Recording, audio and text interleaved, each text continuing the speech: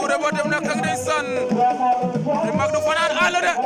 daa mun a guddee rek ndeysaan sama gaay combat final le 3 décembre 2023 ici à Massis Ndok waaw waaw Djidjack Djilass Marodi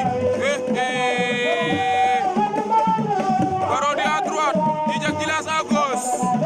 a cakon noonu la demee